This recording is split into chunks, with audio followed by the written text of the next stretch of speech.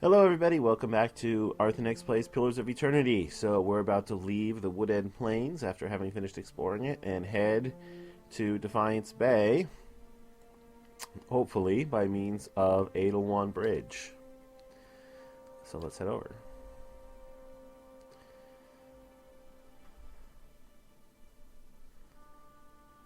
Pinning an enemy down for the ranger Some to fermented finish it off. caribou milk would hit the spot right now. So I'm hoping we can go to an inn. We don't have to use up more camping supplies. What do we have here? Oh, we have a couple more soul histories. I gotta say, I really like that hat. You see a lavishly decorated room, walls hung with tapestries, ornate oil lamps creating a warm, relaxing atmosphere. There are several overstuffed couches covered with silk pillows and an elegant table in the middle of the floor. This woman is seated at the table, sitting across from another woman. They are both well dressed, their style befitting the room they're in. The older woman's hair is blonde, in stark contrast to this woman's black, and is swept up on her head in a dramatic style. The women speak in an easy, free tone, obviously familiar with one another. Though they each seem to be comfortable in the other's company, a strange nervousness surrounds the blonde woman's actions. She occasionally betrays herself with a little giggle or stammer, hitching over an easy word as she speaks. Well, I know what that's like. Her demeanor swings from friendly to shy and back again with no warning. The woman leans back a little in her chair, stretching lightly. As she finishes her stretch, she gently lays her hand next to the other woman's hand, letting their fingers subtly intertwine. The second woman stops speaking mid-sentence, inhales sharply, and turns red. She does not, however, move her hand. This is getting a little steamy. She then stands. This woman smiles and moves her hand further over the other, holding it.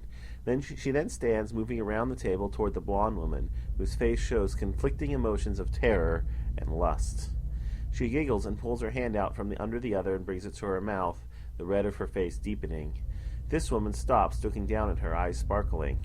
She reaches out and pulls something from the blonde's hair, letting it fall around her shoulders. Then she leans over, brushing her lips lightly over the blonde woman's cheek, resting her mouth against her ear. As she whispers, her hand moves lightly down the other woman's body to her waist. The blonde shudders and leans into the hand, eyes closing, cheek pressing against the lips, still whispering at her ear. The woman's hand deftly removes a small bag from the other woman's belt and secretes it under their clone cloak at the small of her back. Then she gently kisses the other woman's cheek and stands again, the smile never leaving her mouth. Wow. She's quite the, well, maybe I better not say. Alright. About this guy. You see a ship being tossed about in a storm-ravaged sea. The swells rise and fall, carrying the ship with them as if it were a toy. This man stands on the deck at the helm of the ship, where the water whips around him. The crew moves about frantically, trying to keep the chaos under control. He barks orders at them, pointing where to go and giving each one a task. The men, while still visibly distressed, seem to calm down when they are given their orders. He instructs the helmsman to resume his duties at the wheel and rushes to the aid of a crewman who is struggling with a rope attached to one of the sails. The ship crests a wave, going almost vertical in one direction and then immediately again in the other direction. Several of the crew are thrown from their feet, sliding across the deck as the ship rocks. After the swell passes and the ship returns to a relatively normal orientation, the man quickly scans the deck, counting silently. No one has been lost this time, thankfully. He looks in the direction they're headed, seeing no reprieve from the storm in sight. His jaw squares and his upper lip stiffens. He returns to the helm and takes the wheel again.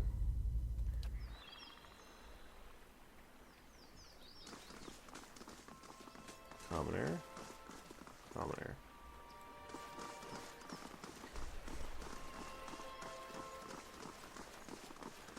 Commoner. Zoran Zenas Kavak. You see a flurry of matted white hair and an incandescent freeze-fire staff before you see the man, cold and wild. He chews a wizened apple slowly, discharging spell after spell into the jumble of villagers screeching their way towards him. Cold flame vents from his nose, and apple seeds shoot out at the side of his mouth as he saunters forward, ignoring arrows and curses alike. A deliberate twist of his staff and a bullet of force glides through the torso of one assailant and another. A roar blisters his throat as he launches himself into their midst, tearing into their essence with his staff. A pleading hand reaches towards him and quickly falls, ignored. Silence takes hold as the tattered man gathers his prize, a basket of fresh pears. He hums as he eats. He's a cold-hearted one, isn't he? He's a fire godlike.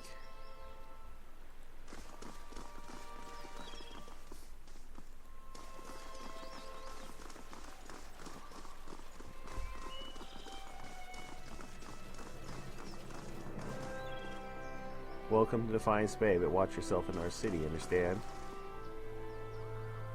Justicar. Did they say anything? I'm looking for the Temple of Vodica. Said first fires, what's the Crucible keep? Okay. Alright, looks like I have to go to Copperlane first. 15 minutes, really? Oh, no. Can I really afford to spend 15 minutes on the journey?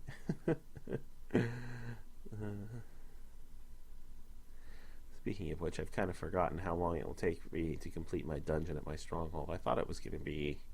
It's probably not for at least another day. Defiance Bay. The city at the heart of the Deerwoods Revolution now seems on the brink of another. Refugees line the streets, homeless and hungry, displaced by Whitewind's legacy, hoping for relief within the city walls, and finding none. Dissidents congregate to protest and to heckle, calling for an end to animancy and the ouster of their duke. The city's militiamen cast fearful looks as they patrol the streets, their hands trembling at the hilts of their weapons. The capital of a country that had not long ago incinerated a god now appears to be a spark away from sharing the deity's fate.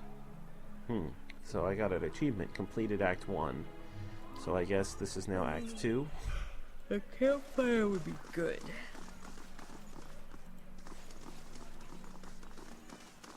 Oh, a real cat. I can't click on this one, though. Is that stealing? No? Alright.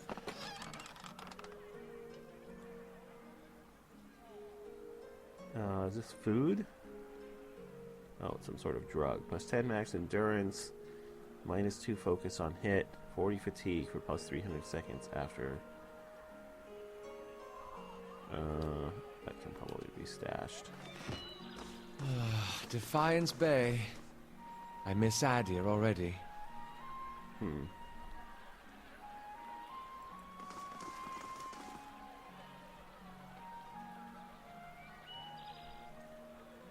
Protester, Justica, refugee, Rowan. Will he talk to me? Rowan's arms are crossed and his mouth is set in a grim frown as he watches the gathered protesters. He looks ready for a fight. He sizes you up. New in town, huh? You picked an interesting time to visit Defiance Bay. All these refugees fleeing the frontier and finding the legacies no better here. It's the Animazers. Animancers, migrants scorch them, and they nest in the city like rats. You mark my words, though, us dozens are going to put a stop to it. What are you doing out here?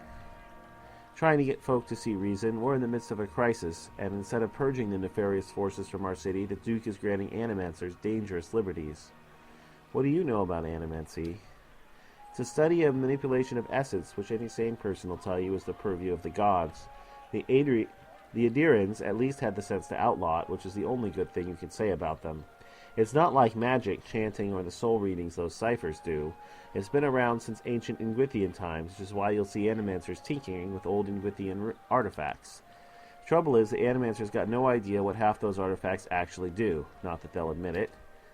Our empathetic friend is correct about one thing, at least.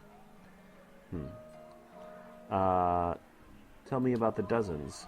We're an organization of interested citizens who want to free Defiance Bay from the dangerous influence of Animancers and the tyranny of the aristocrats who support them.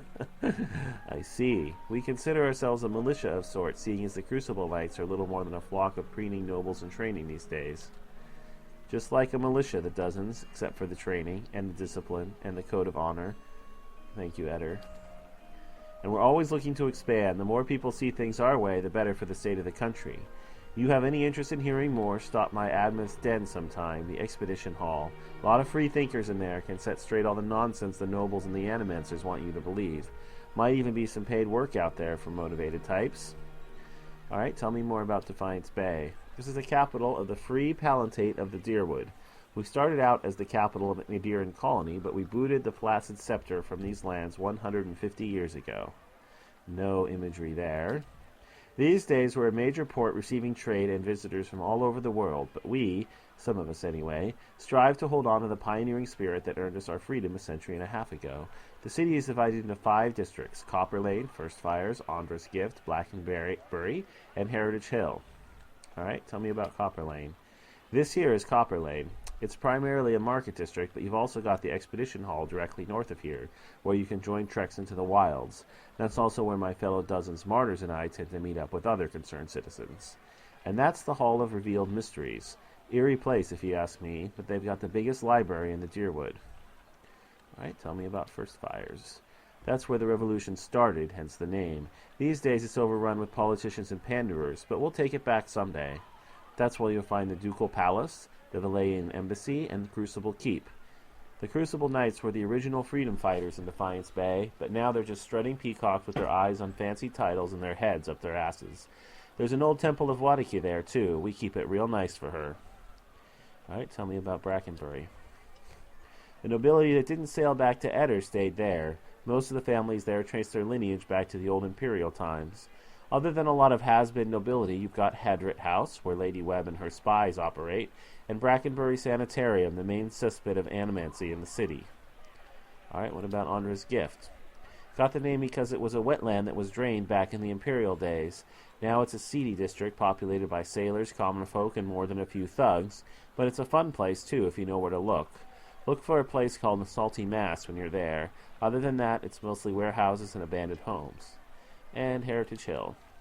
It used to be one of the more prestigious districts in the city. Heroes of the Revolution claimed plots up there, next to an ancient Angwithian tower and the city cemetery. Had the best views in Defiance Bay. Attracts richer types these days. Lot of animancy patrons. You wouldn't have heard, but there's something happened over there a couple months ago. The authorities sealed it off and they're keeping their mouths shut. But mark my words, animancy's to blame. Alright, I think I've heard everything from him.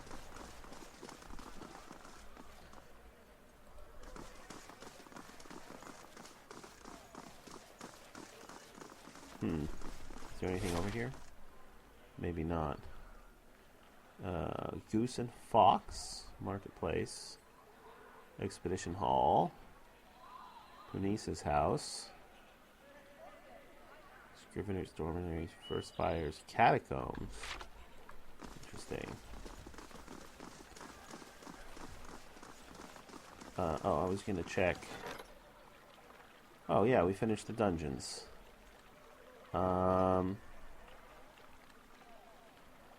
Okay.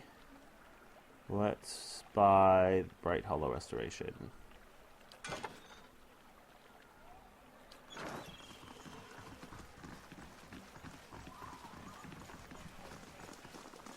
So we can actually rest there for free.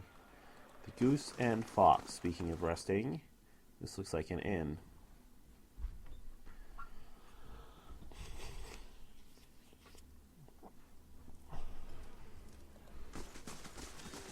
Alright, we got some more soul fragments. You see a fire burning slowly on the side of a winding road, unmanned. There seems to be no fuel, no wood or oil for it to consume, no hay or twigs. Despite this, it roars, crackles, wails in the wind. It takes you a moment, you begin to notice a figure in the flames. Its shaking hands cradle a young face, molten red tears marring the skin the color of coal. The boy cowers, flame coating him as he holds his knees to his chest. Oh, it's a fire godlike. In the distance, a man approaches, faceless. He extends a hand to this frightened child, who considers it warily before taking it. The flames die down, leaving his limbs and settling on his head like obedient pets. All tears dried, they walk together, fire and death, hand in hand.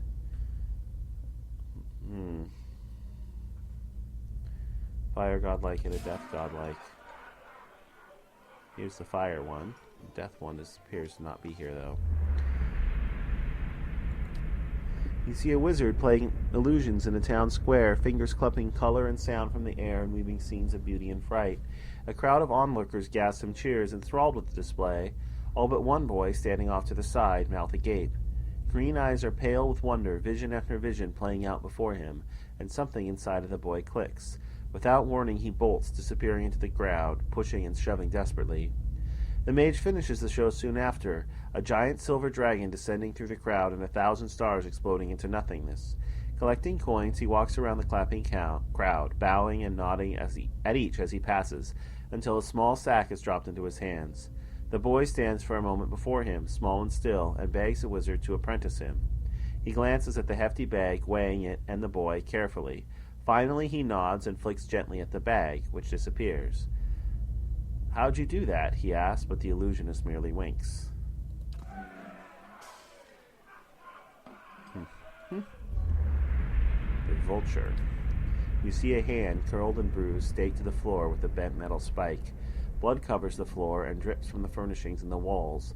This man looks up from the body he has crouched over to survey the carnage he has caused to the family whose house he now skulks. 4 bodies total, a woman, 2 young men, and a girl, lie blindfolded on the ground. Their legs are bound and both hands are attached to the floor with spikes. He has lifted the woman's blindfold and is currently doing something to her eyes. He pulls back a small blade and covers the eyes again, gently patting the blindfold. He stands and looks around, seemingly satisfied with his handiwork. Suddenly, his breath quickens, hearing someone approach the door to the room. He bounces in place, excitement almost overwhelming him, then rushes to the back of the room, concealing himself in the shadows. From his vantage, he sees the bodies are perfectly arranged, each one facing the door, welcoming the man of the house back, arms outstretched as if in an embrace. The door opens as he slowly pulls another spike from his belt, the tip of his tongue playing across his teeth in anticipation. This guy's a real piece of work.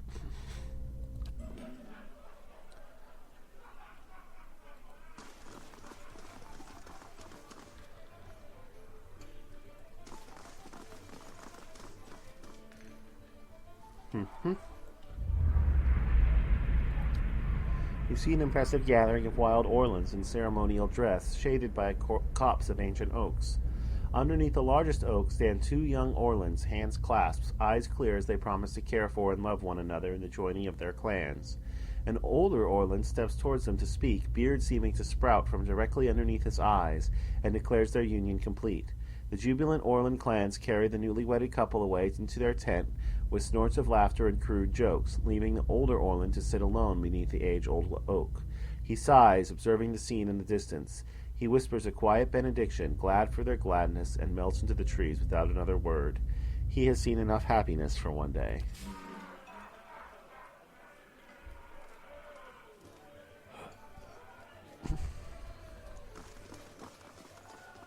Anything to say to me? Am I here for some words of wisdom? Who is this?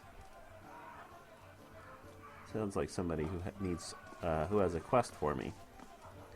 A woman sits by herself, spinning something on the table in front of her and watching it with furious intensity. It's about the size of a coin, and it wobbles over a crack in the wood with a metallic rattle. She snatches it up with one hand and slams a half-empty cup down on the table with the other. This is not a good time. You look like you could use another drink. I'll get there. Just trying to calm down and trying to talk myself out of something foolish. Something foolish? She says nothing for a few moments, hoping you'll leave. At last, Karina looks up at you. The lamplight falls across her face. A purpling bruise is blossoming along her cheekbone. There's something I need to give my fiancé, Pernicic. Only he doesn't seem to go anywhere without his new friends, and they're not exactly pleasant company. Tell me about these new friends. They come into our house with their dead eyes and their black teeth. I'm not a fool, I know what it means. Pernicic makes me leave when they show up, but it's obvious what they came to do. Last time they came, I told them to get out. Let them have their fun somewhere in the gift, but not under my roof. She scowls and then winces, her fingertips gently probing her bruise. Sveft changes you, I guess. The Pernicic I knew wouldn't have squashed a spider. I never thought he'd... I thought Sveft just made people lay around, not doing much. I don't really know. Seemed better than believing he's always been this way. Maybe I could go talk to him. There's nothing more to say to him. We're finished. I just want to give this back to him and have a clean break. She opens her hand and a ring clatters onto the table. It was his grandmother's. Even after this, I don't have the heart to sell it off. But if I go back there myself, I know what'll happen. I'll lose my temper and probably wind up with another one of these. I wouldn't normally hand this off to a stranger, but people say you've got a good heart. Well, thank you. If you give this back to him, he'll know that we're done. All right, I'll take this ring to Prinisic. The house is just north of here. Just please don't hurt him. As furious as I am, I don't want that on my conscience. Okay. Somehow I don't think it'll be that simple. Let's just take a quick look at my reputations here. Benevolent 2, Defiance Bay neutral, Gilded Vale champion. It's probably the benevolent that she was referring to. Actress. Good day to you. The man behind the bar is nearly the size of an Amawa. Someday. Amawa. A handle protrudes from his back. Really? And his face is set in a stoic frown. He gives you a small nod. Here for a drink? There's a tiny pewter cup in front of him. He turns it in one broad hand but doesn't drink from it. Tell me about your handle. Name's Bishop. Used to be a scholar of Barath. Now I run the Goose and Fox and keep the regulars in line. What more is there to tell? How'd you go from religion to taverns? The journey isn't as long as you think. It started with Hollowborn, and with this. He takes a black bottle from under the bar and fills the pewter cup. It was my sister's son. He takes a drink. At the beginning of Waidwin's legacy. He was one of the first. I never expected there would be so many after him. Tragedy is part of the cycle, but it's followed by rebirth. Yet every year, more parents were grieving for their Hollowborn children, and the gods were silent. That's tough. Bareth promises rebirth, cycles, but the only cycle I found was this one. Have a drink, have another, and another until I couldn't remember how I got home. Wake up and come back. I finally woke up one day to see my family had packed up and left. For all I know, they'd left days before and I just hadn't noticed, but they were gone, so I came here. I've cleaned up since then, not that I found my answers. I've just stopped asking questions. He's certainly a grim fellow. Could I get a room? It's not free. Well, maybe after I prove myself a little bit more. Still, 25 coppers is a small price to pay.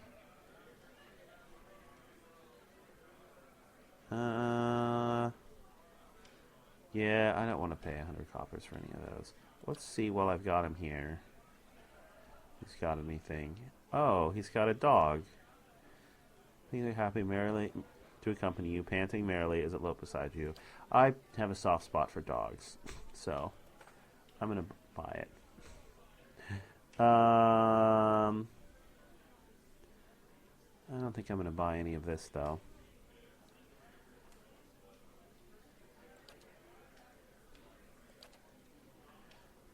Let's see, I can probably sell some stuff, however. Couple of things. I can sell that. I'm going to keep that, it's pretty good. I can sell that.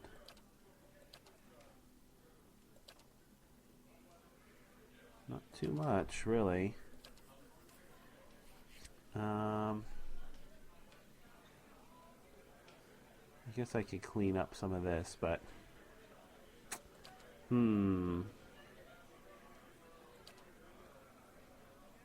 Alright.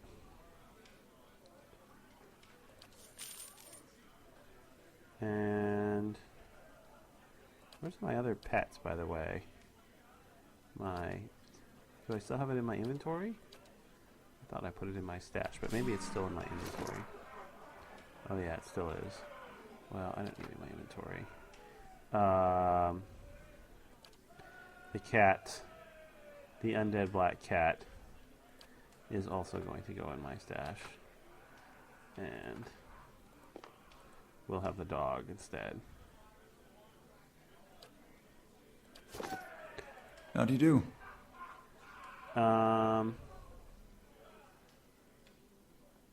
Alright, now I will rest. A bunch of my party members are fatigued. A lot of them are damaged. Get a fresh start. Oh, these people have something to say.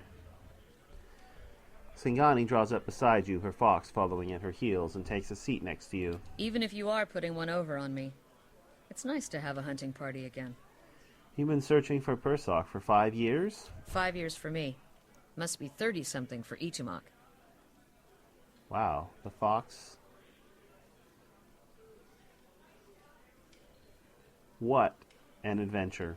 It certainly started out that way. It's been a long hunt. A long time away from my family. Before, I'd crossed the tundra of Nasitok following caribou herds. I didn't want to leave Kalu and our children, but I was eager to visit lands my people rarely do. But 5 years without finding him. It's like 2 hours of necking. I'm ready to be done with it. Ah, you're married with children. Why do you have to find him? Soul recovery is an old village tradition. We call it the Tarnek Ilitsak. Once in a generation, we seek the soul of a much respected and long dead village elder. We tell him what's changed in the village, how people remember him. The only other Tarnek Ilitsak during my lifetime happened when I was a girl, not long after Persoc died. We feasted on blubber and fermented milk for a week, and we honored the chosen huntress as a hero. So it sounds to me like souls from people that are dying, that are supposed to get reborn in these kids, are not. They're being siphoned off somewhere. Somebody's stealing them. They're probably, if I had to guess, being stored in the Audra pillars that are so prevalent in this area. The pillars of eternity, so to speak. So the question is, who and why? The answer is almost certainly power of some kind. As for the who, maybe it's these lead dagger people we've heard about. We'll see. Then she left, and we returned to our duties. We still sang her name to the skies during festival season, but we otherwise didn't speak of her.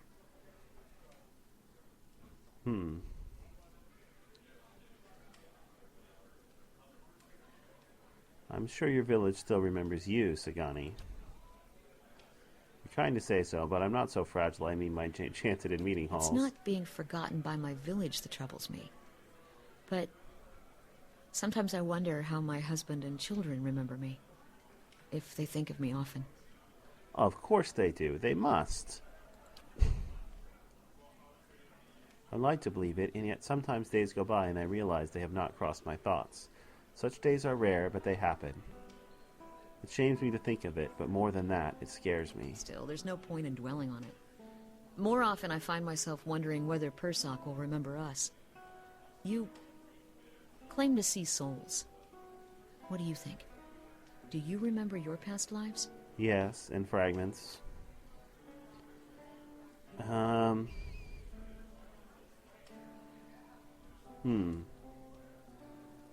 Let me go with the first answer. It's strange. Feels like I'm going crazy most of the time. I don't envy you. Guess I'm lucky I only have to worry about someone else's past life. Makes me wonder what Persoc remembers about our village. Or if a turn at the wheel has yanked the details out of his mind like it does for most of us. Has your village changed much since his time? Masuk is probably much the same as it was 100 years ago. We live between tundra and frozen forests, and the land takes as much as it gives. But our hardships bring us together. And the elders truly unite us. They keep the stories of past generations, and they guide us from season to season, through good years and lean. Recently, there have been a lot of good years. My aunts say we've had fewer clashes with neighboring villages thanks to hunting territories that Persoc helped establish. In bad years, we rely on trade with the merchants that pass our shores. We exchange walrus tusks and seal pelts for grains that last us through hard winters. Persoc broached a lot of those agreements, too. He got this from one of the Amawa ships that he used to trade with us. It sounds like he did a lot for you people. That's what I'm supposed to remind him. Sounds like you're on a hunt of your own, though. You feeling the thrill of the chase, or ready for this to be over?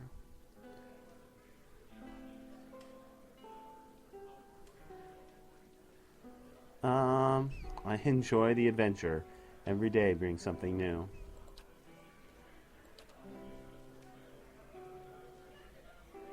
Alright. Let's talk to Eder. Dozens. Pretty sure you won't find one among them who stood within 100 miles of that bridge when the Godhammer went off. Too bad, too. Assumed there'd be less of them. Godhammer? So they called the bomb they blew up Waidwin with. Don't know much about it other than that. Anything kills a living god, guess you gotta name it. Why do they call themselves the Dozens? Was 12 Druidians stood outside Halgot Citadel waiting for Waidwin to cross the bridge there. They had to hold him there long enough for the Godhammer to detonate, and so that's what they did. What do you have against the Dozens? Nothing serious. I don't have against a lot of folks. The Dozens, they like to take things into their own hands. Gets ugly sometimes. We don't have them in Gilded Vale, but they'd be right at home there. They picked up that name so they could do what they wanted and feel like it was right. Got nothing to do with honor or sacrifice. They like to invoke Magran, too, when they especially want to feel right. Somehow I don't think she'd be too impressed with that lot. I'm sure she'd like to set him on fire anytime they use her name, but the gods probably got rules against that kind of thing.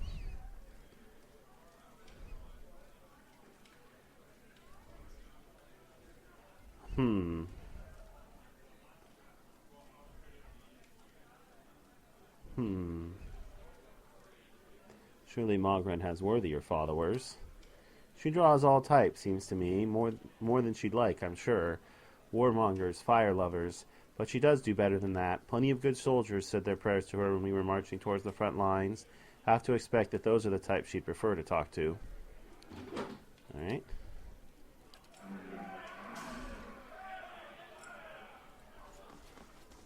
Eh? Of course.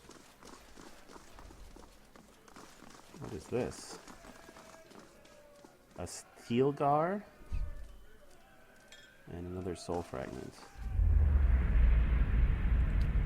You see a half-consumed ale slosh its way around the distance to its mouth, spilling across the stains of food long past.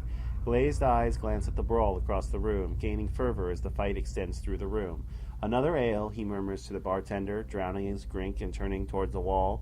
He pulls a picture from his pocket, a painting of a young child, all brown hair and green eyes, and holds it above a candle. It does not burn. Ales later, he begins to sing, the bar a mess of broken chairs and wounded pride, and they all listen for a moment before continuing their drinks, swerf, and conversations. His ache is felt throughout the room. His sad story reminds them of their sad stories. When he finishes singing, a silence hangs in the air, palpable among the smoke and sweat and the yeasty smell of beer-infused exaltation. He is the first to break the silence, ordering a round of ale for the room. The general din of conversation sparks and resumes, but the mirth now is tempered with far-off memories and thoughts. Somber. Yeah, that's stealing. Anything else in here?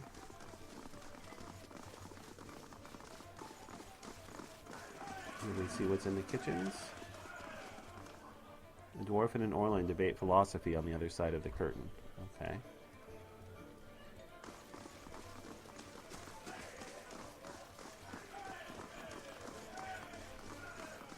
That's stealing. And that's stealing.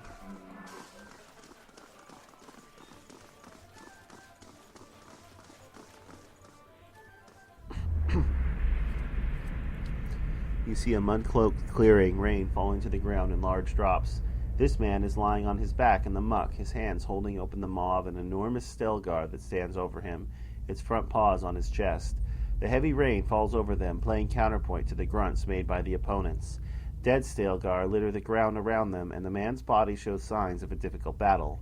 His clothing is torn, hanging in scraps in some places. Bites and scratches cover his arms and legs. A huge gash cuts across his forehead, blood and water mixing as they run down his face and drip into the mud. It takes all the man's effort to keep the beast's jaws from clamping down. The man looks around wildly until his gaze finally lands on a large axe lying barely within arm's reach behind his head, the rain slowly covering it with grime and muddy water. He looks at the Stelgar and then back at the axe, grim determination on his face. His arms are shaking, and it seems he will not be able to hold the beast back for much longer. He takes a deep breath and wraps his right hand around the Stelgar's bottom jaw, then lets go with his left hand, freeing the top of the head. The Stelgar's mouth saps shut on his right hand as his left shoots out above his head and grabs the handle of the axe. The Stelgar grinds his teeth and pulls back, trying to free himself from his grip, blood dripping from his mouth onto his face. With a grunt that quickly becomes a bellow of pain, the man pulls his right hand down, bringing the beast's head closer to him, swinging the axe around as he does. The blade of the weapon pierces the Stelgar's neck, and it yelps, its mouth popping open as it tries to step backwards off the man. Before his mangled hand can lose its grip, the man pulls and twists as hard as he can, trying to get the beast on the ground, using the Stelgar's resistance to pull himself into a sitting position. He brings the axe down on its neck again, and one final time as its head and hand simultaneously come free. The head flies from his grip as he thrusts his hand behind his back to brace himself as he falls. As his hand hits the ground and his full weight lands on it, a second bellow of pain erupts from his mouth. Breathing heavily, he brings his now mangled hand up to assess the damage. The little finger is gone, lost somewhere in the mud. The two fingers next to it are twisted, broken, and torn, barely attached to his hand by small bits of flesh. He sighs, grabbing both dangling fingers with his left hand. He grits his teeth and pulls. Can we see that he only has... So he's smoking with his right hand there. Does he only have two fingers on it? Hard to say.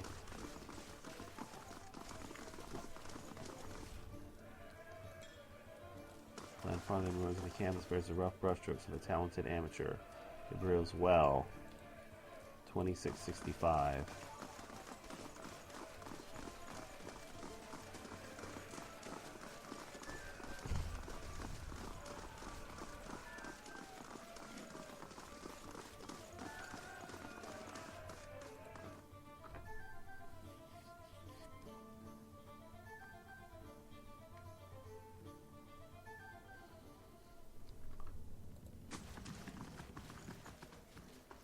Deadshot Daden and Two-Tone Wexel.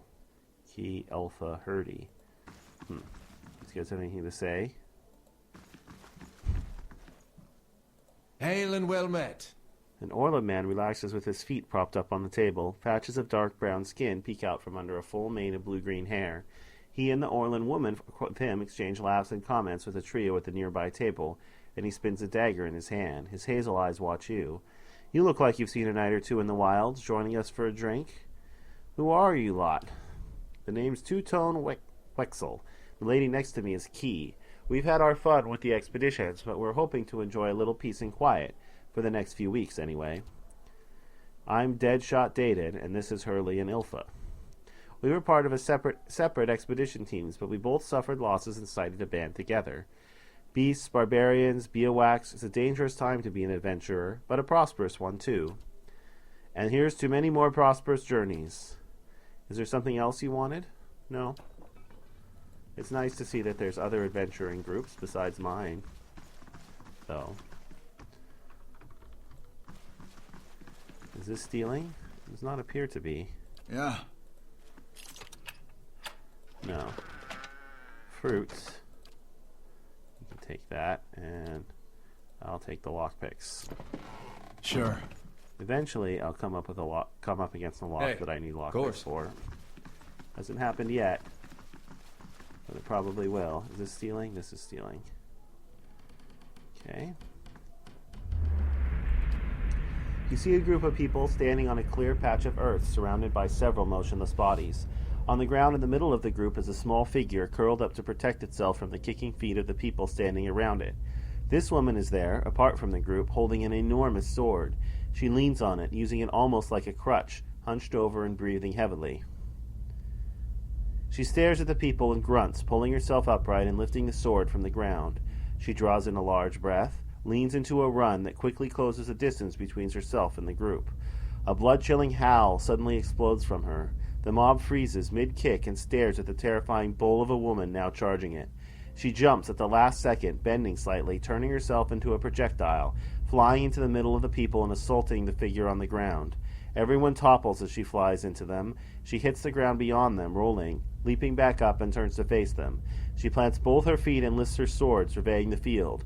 Suddenly she spins on her heel, swinging her sword with savage grace, cutting down the nearest of the assailants. Letting herself get pulled into the momentum of the spin, she brings her sword around, blade sideways, into the head of a would-be opponent. The bottom of the hilt shatters his temple, and he crumples to the ground at her feet. She looks up, rage-filled eyes daring the remaining two men to approach. After a quick sideways glance at each other, they turn heel and run. One briefly looks back over his shoulder, ensuring she isn't following him. She slowly lets out the breath she had been holding and walks over to help the figure still huddled on the ground.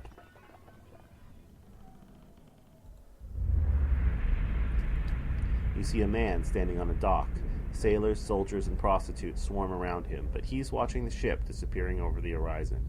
He should be glad his men didn't take his life along with his ship, but failure is almost as bad as death for a Valian, and gods only know he hadn't fared any better in his family's mercantile business.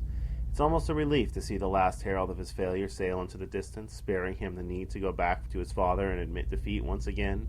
Besides, with sharp wits and an eye for opportunity, there's always a chance for a comeback. He pulls a flask from his hip and takes a long drink. There will be time for that later. He adjusts the flap of his eye patch and finds the tower of the brothel. He plots a new course for the evening, a grin on his face. Is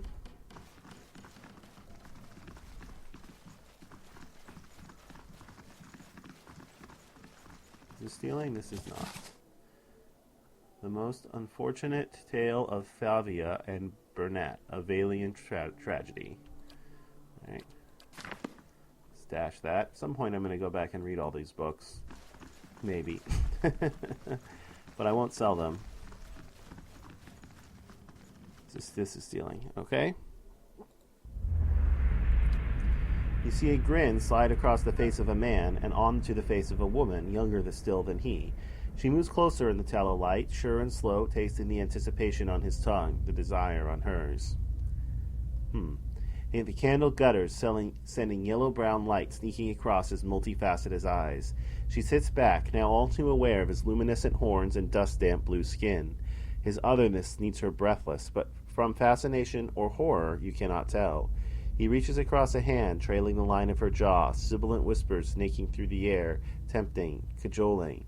Something in her breaks, and his grin slides back as he extends his tongue to lick the curve of her throat, pausing a hair's breadth from her flesh. The last thing we spoke of, your husband. I shouldn't. He'd be ruined, a faint protest.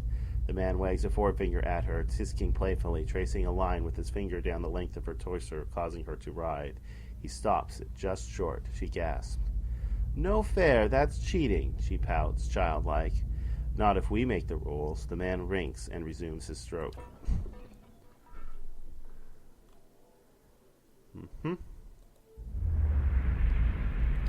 You see a firm hand scribing notes from an ancient, surprisingly sturdy-looking tome. Script precise, pictures small but clear. The monk runs his fingers across the paper lightly, page after page, searching for something. The script is ancient, almost illegible, but he perseveres, scrawling stacks and sheaves of notes, transcribing the book into something more comprehensible. Suddenly he starts scribbling hastily, eyes wild, pen a blur across the newly ink-splattered page. With a start, he pushes out from under the desk and closes the tome, sending waves of dust to coat about the room, and grins wildly. He hurries to the exit, notes piled under his arm, and a new adventure on his mind.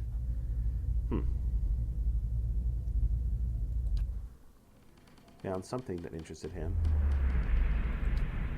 You see a man praying soundlessly on the ground, lips moving to some ancient and unknowable hymn.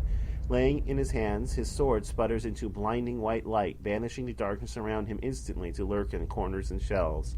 He opens his eyes slowly, continuing his silent prayer as he adjusts to the new light, his face tight with concentration.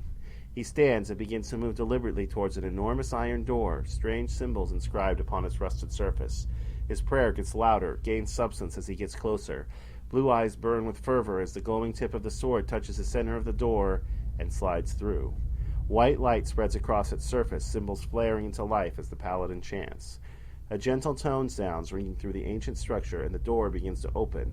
The symbols have disappeared, along with the rust, and the paladin steps through into places unknown, bearing a light he is now only beginning to understand. Cool sword.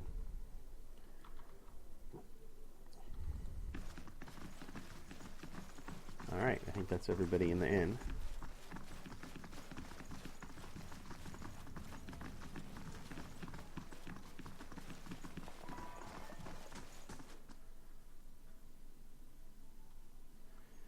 And I also think this is where I'm going to end this episode.